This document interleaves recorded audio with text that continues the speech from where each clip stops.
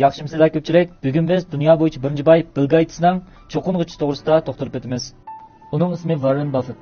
U boshqalarga hamroh bo'lib tushlik tomoq yeyish uchun 4 million dollar haq oladigan odam. Uning bilan tushlik tomoqda birga bo'lgan odamlarning ba'zilari uning maqsadsizlik qilgan bir eg'iz gapi bilan ro'naq topdi. U kishilar tarafidan pay ilohiy deb atalgan. U boylikning simvoli bo'lib, ko'p qatim dunyodagi birinchi boy deb nom olgan. Undaqda yuqori darajalik pay ilohiy bizning real turmushimizga qanday ma'no yoki ilhom elib keldi? 1930-yili dal ijtimoiy iqtisodiy cho'ng kasodchilik mezgilida Buffett bu dunyoga ko'z ochdi. Dadasi bankda ishlaydi. Uzun o'tmay bankda qolib qoladi. Dadasi ishsiz qolgandan keyin do'stlari bilan Akasiya shirkatini qurgan. Oldingi mezgilda oilasida iqtisodiy qiyinchilik bo'lgachqa, onasi doim tushlik tomoq yemaydi. Kichik Buffett dunyoda haqsiz tushlik tomoq yo'q degan qoidani cho'nqur tushunib yetdi. Dal mushundoq o'sib yetilish muhitida Buffettda kichikdan boshlab pul tepish o'yi paydo bo'ldi. 5 yoshdan boshlab ishga oldiga berib sevis etishni boshlagan. Bir qop setib, bir pon foyda olaydi. 6 yoshga kirganda u yoz paslida 6 botulka kolani yutib olib, uyma-uy yurib mal sotdi. Hammasini setib 5 pon saq foydalatdi. 8 yoshga kirganda dadasining ta'siriga uchrab, ishxonasidagi barliq mablag' selish xarakteridagi kitoblarni o'qib tuydi. Hamda dadasi bilan birga Akasiya birjmasini ekskursiya qildi. 9 yosh vaqtida top maydonida golf to'p terib sotdi.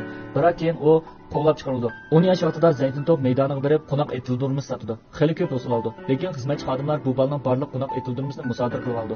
Keyin bularning hech qaysisi Buffettning pul tepish orzusini to'sib qololmaydi. 12 yoshga kirgan ma'lum bir kuni u eshik oldida turib, ko'pchilikning oldida 30 yoshdan burun millioner bo'laman, qilolmasam binodan sakrab olaman deb qasam berdi. Buning uchun u kutubxonada o'tirib, jon tikib beyish usulini topdi.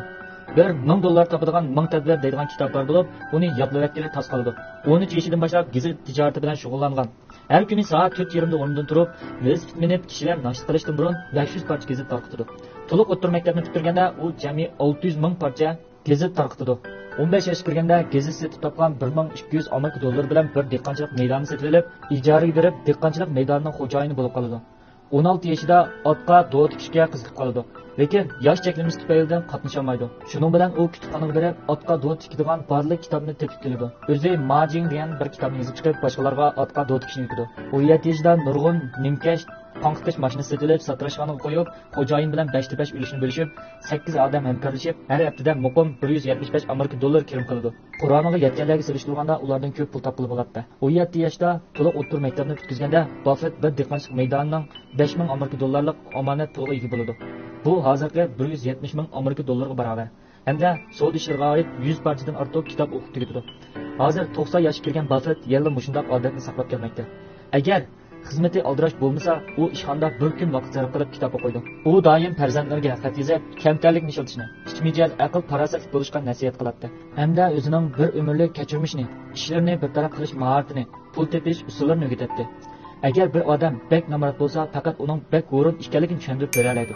Harakatga g'ururlik, texmo muhimi ideya jihatga g'ururlik. Barliq bahonalarni bir chetga qo'yib qo'yib, biz eng haqiqiy o'zimizga yuzlanaylik. Agar biz Buffettga o'xshash pul tepishga bel bog'lasak, barliq vaqtni kitob o'qishga sarf qilib, davomli o'rganib, ondan darhol harakat qilib, amaliyotdan ko'zitib, ondan yana o'qib, yana harakat qilib davomlashtirsak, bir yil vaqt ichida cho'qim Buffett bo'la olmasangiz-mi, ishonamanki, siz bir yep-yangi o'zingizga erisha olasiz. Olmoqchi bo'lgan narsangizni setib ola olasiz. Go'zal bir hayotni ocha olasiz.